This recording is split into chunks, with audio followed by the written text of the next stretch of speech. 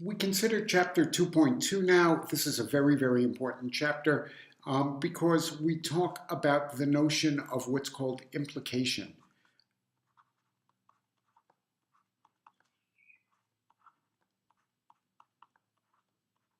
So let's consider the following statement. Suppose I were to say to you,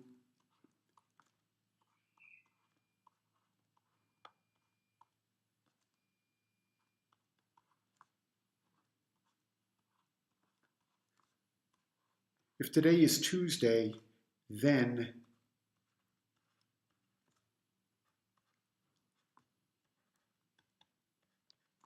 I will give you a test.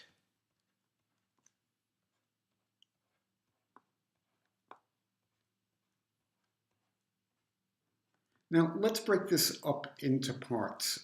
The implication is there are two words that key us into implication. It's if and then.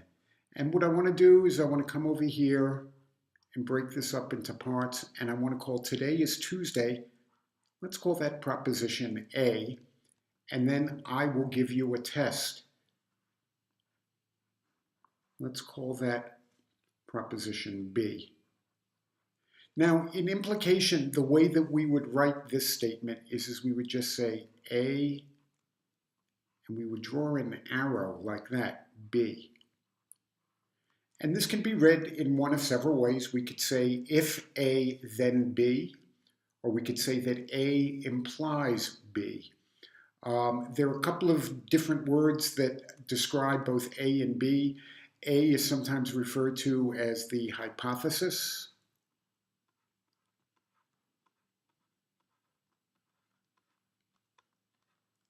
And B is sometimes referred to as the conclusion.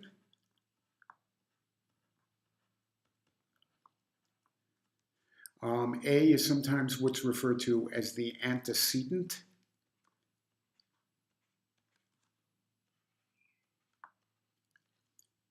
And B is sometimes what's referred to as the consequent.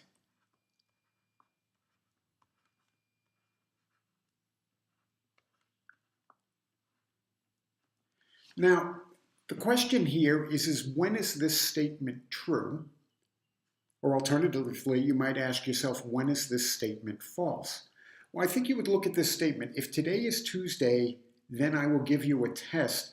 I think you would say it's a false statement if, in fact, today is Tuesday and I didn't give you a test. So I think that you would say the following. I think you would say that A implies B is false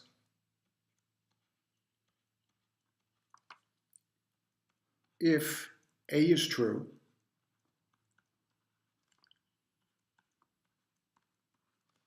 and B is false.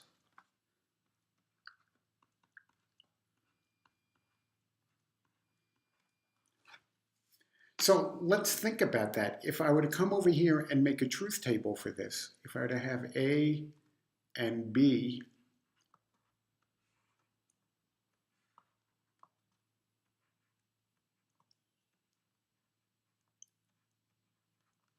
and I come in here and I fill in the table,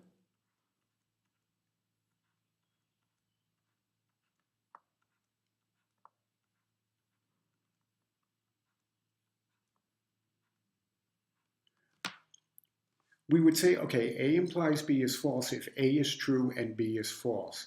So if A is true and B is false, we've said over here that this is a false statement. Otherwise, it's a true statement.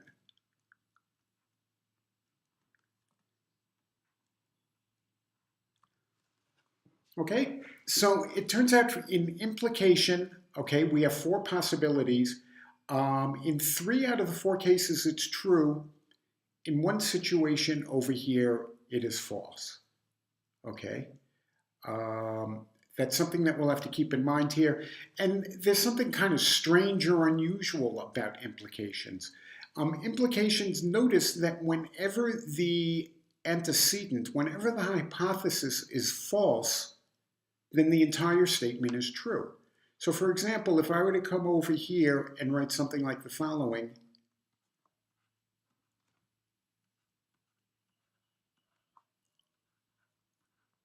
if the world is flat,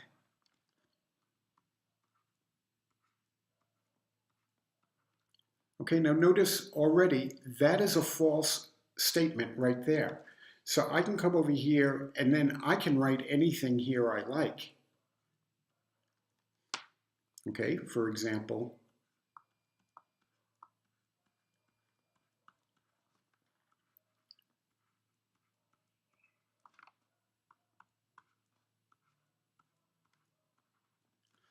okay, if the world is flat, then discrete math is fun. Well, we knew that anyway, but logically, we could argue as follows: the world is not flat. That is a false statement. So that this entire conditional statement that I have written here is a true statement.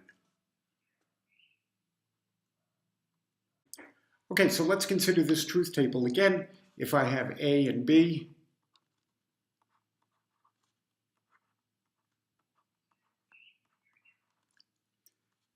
and this is just review from the previous slide.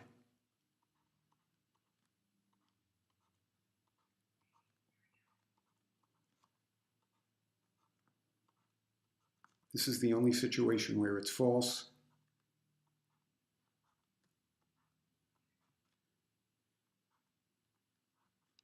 And we notice a couple of things here. We're going to be coming up with some alternative ways of writing A implies B.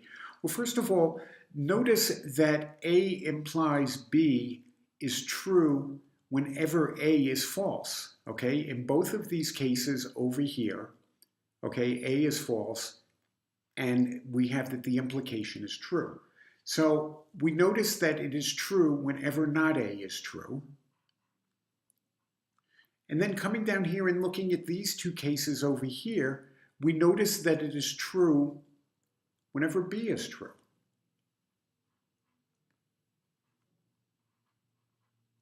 So we have just come up with a very interesting and useful identity over here, which is to say that A implies B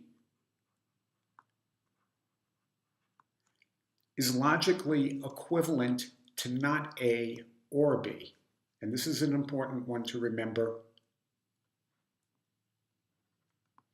Okay? I want to consider another statement now. Suppose I were to write down here, not B implies not A.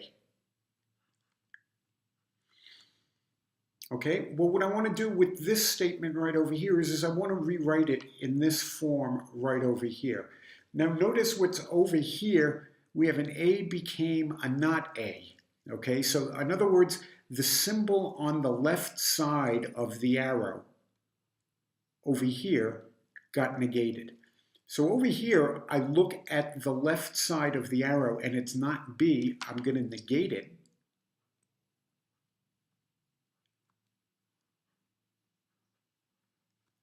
Okay, and notice what's on the right side up here. This is a B. That remained exactly the same. So I'm going to take the right side of this expression here,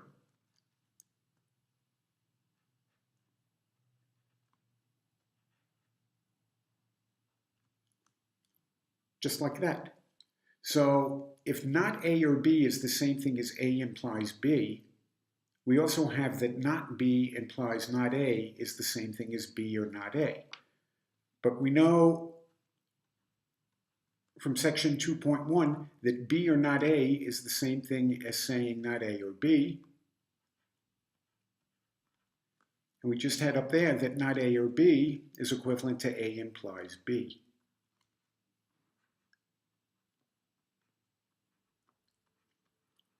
So take a look at what we have shown here. We have shown here that not B implies not A is the same thing as saying A implies B. So that's another alternative form of saying the same thing.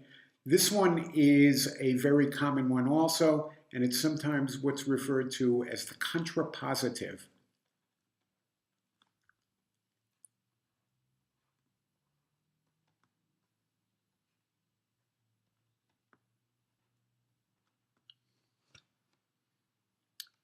Now, your book talks about a couple of other forms here.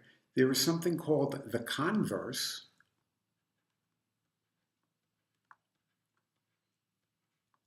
And the converse would be this.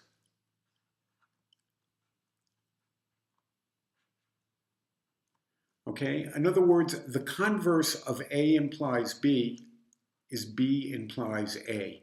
And this is not equivalent. And I leave it as an exercise for you to show that.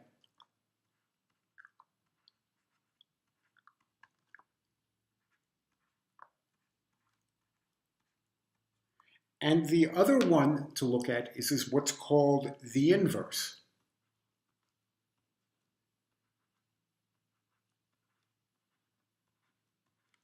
And the inverse would take the form not A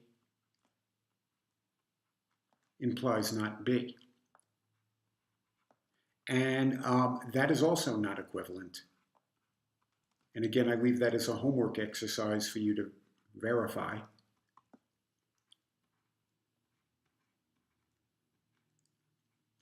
So let's just review what everything that's being said here. We have this logical connector called implication, this arrow. This is the truth table for it right over here. The first thing that we've noticed from this truth table is we have shown that A implies B is the same thing as saying not A or B. Then what we did is we came up with this thing called the contrapositive. So we would say that not B implies not A is the contrapositive of A implies B. And we have shown that the contrapositive is equivalent to implication. There are a couple of other forms here, something called the converse. The converse of A implies B is B implies A. That is not equivalent. It's logically a different statement. And likewise, we have something called the inverse, where we just stick negation signs in front of both symbols, so not A implies not B. That is also not equivalent to implication. And again, converse and inverse are both left as homework exercises for you to verify.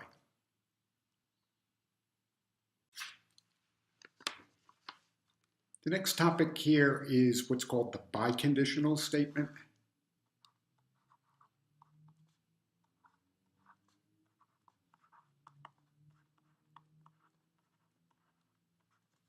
And this is interesting. It's an arrow, double pointed arrow. It goes in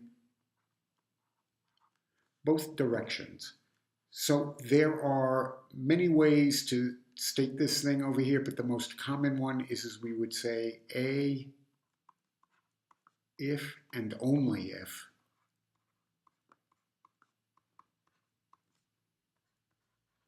And this is sometimes abbreviated this way, A and then I double F. I double F means if and only if. And the meaning of this is that A implies B and if you prefer, we can write and that way. B implies A.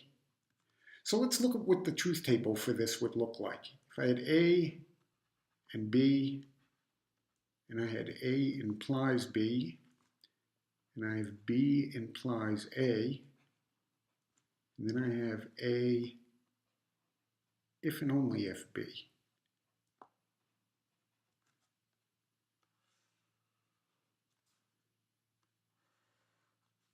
So I come over here, and remember I'm going to have 4 rows.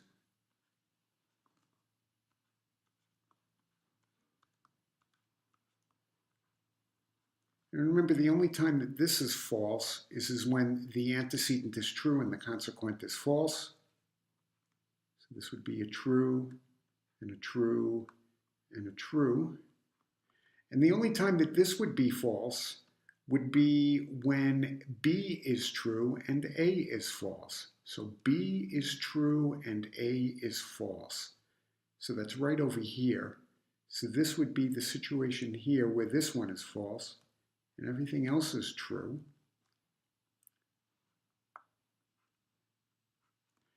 And remember, A if and only if B is the same thing as saying A implies B and B implies A. So what I need to do is I just need to AND these 2 columns together. And we know that and is true only when both of the arguments are true, so that's going to be true. And I come over here, and that one's going to be true, but the ones in the middle are false. And we note the following about the biconditional statement. A biconditional statement is true whenever A and B have the same values. We notice over here it's true, in which case both of A and B were false. And we notice that it was true over here, and in that case, both A and B were true. So this is called the biconditional statement. And frequently, if one wants to prove that a biconditional statement is true, one way to do it would be to prove that A implies B is true, and to also say that B implies A is true. The biconditional statement, sometimes it can be a little bit tricky when dealing with natural languages. As we've indicated, this can be read if and only if.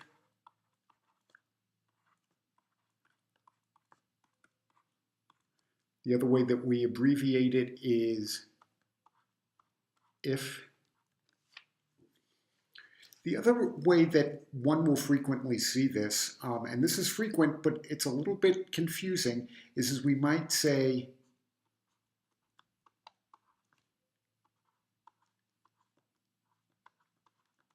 A is necessary and sufficient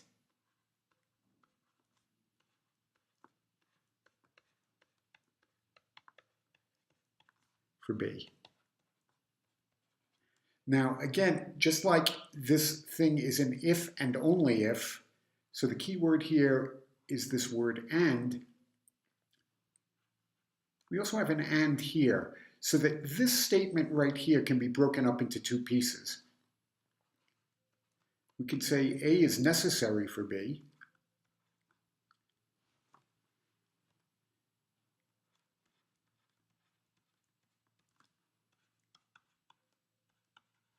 and we can also say A is sufficient for B.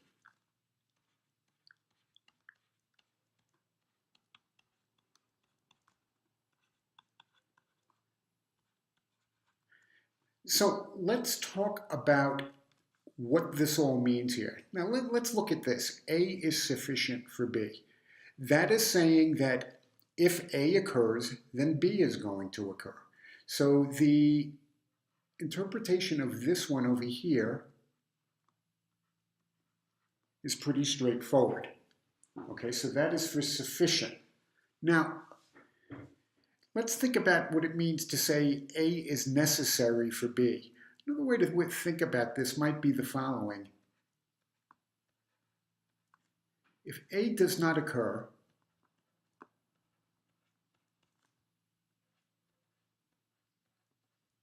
comma, then neither does B.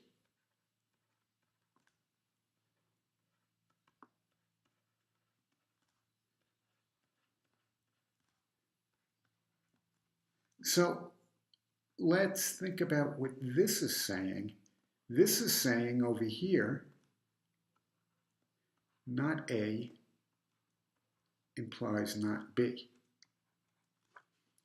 But if we take the contrapositive of this, we realize that this statement over here is the same thing as saying B implies A. Okay, so this is an important thing to remember. A is sufficient for B means that A implies B. If I say A is necessary for B, that means that B implies A.